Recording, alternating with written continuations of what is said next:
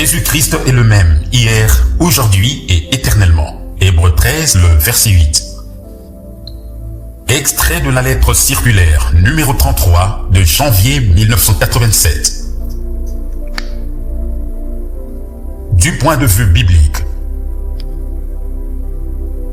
l'Écriture sainte nous parle depuis le début des hommes de Dieu qui eurent une responsabilité et un ministère. Il est écrit d'eux tout à la fois le bien et le mal, leurs exploits et leurs défaillances. Personne ne peut s'arrêter à David ou rejeter ses psaumes, ou même douter de ce qu'il a dit au nom de l'Éternel parce qu'il fit des choses qui n'étaient pas justes. Si Dieu pensait de cette manière, il aurait dû condamner tous ses serviteurs en bloc. De même, les prophètes à qui venait la parole n'étaient que des hommes, bien qu'ils furent appelés des dieux. Psaume 72, le verset 6, Jean 10, le verset 35. Il fallait faire la distinction entre le récipient de terre et le contenu divin, et cela est encore valable aujourd'hui. Dans 1 Corinthiens 21, le verset 1er, on peut lire par exemple de David. « Et Satan se leva contre Israël et incita David à dénombrer Israël. » Nous pourrions nous demander, quel mal y a-t-il à faire cela? Le mal était que David se fit attraper par Satan, ce qui veut dire qu'il agit sous une fausse inspiration. Bien qu'il fût un prophète, il se laissa duper. Depuis le jardin d'Éden, nous savons que l'ennemi rôde autour des gens, utilisant toutes sortes de malices et de stratagèmes raffinés. Si cela l'arrange, il utilisera même la parole, mais il la citera en faussant le sens. Lorsque David se rendit compte qu'il avait péché contre Dieu, il s'écria « Car j'ai agi très follement » verset 8. Parce qu'il était un prophète, il savait que les révélations se manifestent spontanément à travers l'inspiration. Cependant, il fit ici l'expérience que cette inspiration peut aussi provenir du faux côté. Par exemple, de grands dommages peuvent être causés au peuple de Dieu. Ainsi que nous l'avons lu, Satan se leva contre le peuple d'Israël et commença par le plus élevé pour pouvoir exécuter ses affaires. Depuis toujours, Satan se lève contre l'Église, et pour cela, il se sert toujours de personnes très influentes. Pierre aussi expérimenta une inspiration spontanée et fausse que le Seigneur corrigea immédiatement en lui disant « Va arrière, Satan, tu mets en scandale, car tes paroles ne sont pas aux choses de Dieu, mais à celles des hommes. » Matthieu 16, le verset 23. La parole de Jésus, « Car tes pensées ne sont pas aux choses de Dieu, mais à celles des hommes. » est de la plus grande signification. Nous devons comprendre que Satan peut se tenir derrière des arguments humains plausibles. Il promit la connaissance à Ève. Cependant, selon Jacques 3, le verset 14 à 17, il existe une sagesse terrestre humaine qui est désignée comme étant diabolique. Là où Satan influence la tête, les raisonnements, de fausses inspirations en résultent. Querelles et disputes, jalousies et discordes en sont le résultat durable, par quoi on reconnaît sans peine quel est l'esprit qui est à l'œuvre. L'esprit de Dieu produit une sagesse divine, pure. Mais la sagesse d'en haut est premièrement pure, ensuite paisible, modérée, traitable, pleine de miséricorde et de bons fruits, sans hypocrisie. Or, le fruit de la justice, dans la paix, se sème pour ceux qui procurent la paix. Jacques 3, les versets 17 et 18. Des hommes de Dieu vécurent aussi bien des victoires que des défaites. Ils reçurent des éloges et des reproches. Cependant, tout ceci concourt à leur bien. Ils furent fortifiés et continuèrent leur chemin avec Dieu. De plus, ils n'avaient à répondre de leurs actes devant aucun homme, mais devant Dieu. Il y eut des hommes qui voulurent leur demander les comptes, et les amis de Job. Cependant, ce n'était pas eux, mais Job qui avait raison. Il dit, « Jusqu'à quand affligerez-vous mon âme, et m'accablerez-vous de paroles? Voilà 10 fois que vous m'avez outragé. Vous n'avez pas honte de m'étourdir. Mais si vraiment j'ai erré, mon erreur demeure avec moi. » Job 19, le verset 2 à 4. Ne ressort-il pas précisément de l'histoire de Job que toute la fureur de Satan s'est déchaînée contre lui? Et même sa femme ne lui conseilla-t-elle pas de mourir? Pour notre consolation, il nous est dit de regarder au dénouement que Dieu avait préparé à Job. Jacques 5, le verset 11. La colère du Seigneur cependant s'enflamma contre les amis qui lui avaient rendu la vie difficile. À la fin, Job dut intercéder en faveur, sinon c'est Dieu qui leur aurait réglé leur compte. Un serviteur du Seigneur se tient debout ou tombe pour son maître, et pour personne d'autre, ni pour une femme, ni pour une famille, ni pour une communauté, seulement pour le Seigneur qui l'a pris à son service. Paul écrit sous l'influence du Saint-Esprit. Qui es-tu, toi qui juges le domestique d'autrui?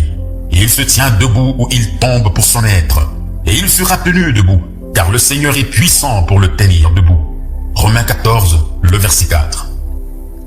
Je suis convaincu du proche retour de Jésus-Christ et je crois à la prédestination de Dieu. Toutes choses ont été connues de lui. Ces dernières années, il fut rendu manifeste à quel point des esprits destructeurs peuvent prendre possession des gens. Ces esprits sont religieux et les gens pensent être moralement sans reproche. C'est pourquoi ils croient que c'est l'onction de l'esprit qui les inspire. Ils ressentent de la joie et un sentiment de ravissement après avoir causé des dégâts. Ils ne se laissent pas venir en eux la pensée que quelque chose pourrait ne pas être en ordre. Ne sont-ils pas irréprochables et ne pensent-ils pas être sincères? Cependant, ils ne se rendent pas compte qu'ils ne conduisent même pas une seule âme au Seigneur, mais qu'ils laissent plutôt derrière eux beaucoup d'âmes assassinées. Le temps est venu d'employer un langage clair et net. J'appartiens à ceux qui abandonnent tout au Seigneur et n'aiment dire que le moins possible de choses. C'est lui seul qui a le pouvoir de conduire les cœurs, de changer la situation et les hommes. On n'a pas besoin d'être particulièrement spirituel pour savoir que les choses du domaine privé doivent être réglées en privé. On n'a pas besoin d'être particulièrement intelligent pour savoir que les choses qui se passent au sein du couple ne peuvent être réglées que par le couple même. Chacun sait aussi que les problèmes d'ordre familial sont à régler au sein de la famille. Et il doit être tout aussi clair que les affaires de la communauté n'appartiennent pas au domaine public, mais doivent être réglées là où elles prennent naissance. Celui qui n'observe pas le B à bas de ce comportement n'a rien compris aux choses les plus élémentaires. Cependant, nous vivons à l'époque des scandales, et même l'Église ne demeure pas, elle non plus, à l'abri de l'esprit de ce siècle. Après que tant de choses aient été claironnées à tout vent, de vive voix ou par écrit, il ne me reste pas d'autre choix qu'à en venir courtement à citer quelques événements, même si plusieurs parmi nous auront de la peine à admettre complètement le cours de certains d'entre eux. En me taisant plus longtemps, je me rendrai coupable. Comme déjà mentionné, chaque être humain, depuis Adam et Ève, est exposé à deux influences différentes. C'est aussi pourquoi nous devons éprouver toutes choses par la parole. En croyant ce qu'Ève disait et en faisant ce qu'elle exigeait, Adam tomba sous l'autorité de Satan. Le Seigneur avait parlé à Adam. Satan, le serpent ancien, s'approcha d'Ève et la séduisit. Ensuite, elle dupa Adam. C'est ce que Paul avait devant les yeux lorsqu'il interdit aux femmes d'enseigner la parole et de prendre l'autorité sur l'homme. 1 Timothée 2, le verset 11 à 14. C'est parce qu'il est simplement à craindre qu'elle ne tombe plus facilement sous une fausse influence que Paul écrivit le sévère avertissement de 1 Corinthiens 14, le verset 34 à 36. Que vos femmes se taisent dans les assemblées. L'apôtre avait sur ce point le « ainsi dit le Seigneur ». Et il renforce ce qu'il vient de dire par les paroles suivantes. Si quelqu'un pense être prophète ou spirituel, qu'il reconnaisse que les choses que je vous écris sont le commandement du Seigneur. Verset 37.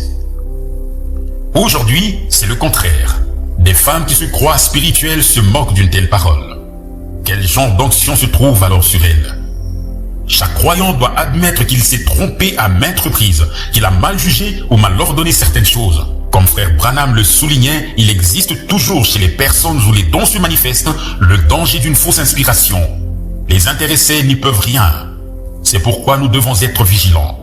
Cependant, en dernier ressort, il ne s'agit pas uniquement de cela.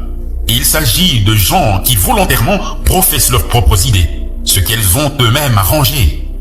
Dans leur présomption, ils croient avoir saisi dans leur pensée la volonté de Dieu et désirent aider le Seigneur. Ils savent qu'il s'agit de leur propre pensée. Cependant, ils l'exposent comme étant « ainsi dit le Seigneur ».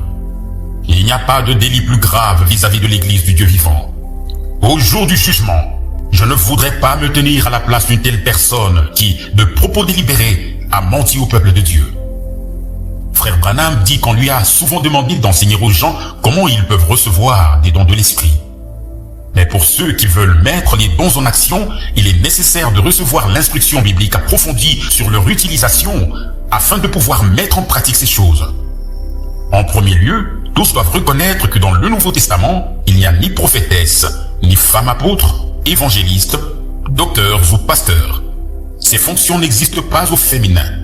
Pour les sœurs, il n'y a que la possibilité de manifester le don de prophétie, le parler en langues et l'interprétation. Ces trois dons doivent être éprouvés avant qu'ils puissent être acceptés. Ce sont des dons d'inspiration. Dans le Nouveau Testament, il n'est question que d'une seule femme qui se disait prophétesse. Apocalypse 2, le verset 20. Et elle fut comparée à Jézabel. Elle se prétendait enseignante et se trouvait ainsi en contradiction avec les prescriptions données à l'Église du Nouveau Testament.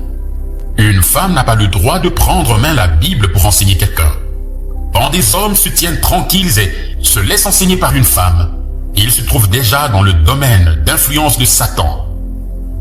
Il est dit de Jézabel, la femme d'Akab, qu'elle s'était adonnée aux enchantements. 2 Rois 9, le verset 22. Paul écrit aux Galates, qui vous a ensorcelé? De fausses prophéties ont le même effet que la divination et la sorcellerie. Sans en être conscients, les gens tombent sous un ensorcellement et ne peuvent être libérés qu'après l'avoir reconnu et qu'ils aient demandé que l'on prie pour eux.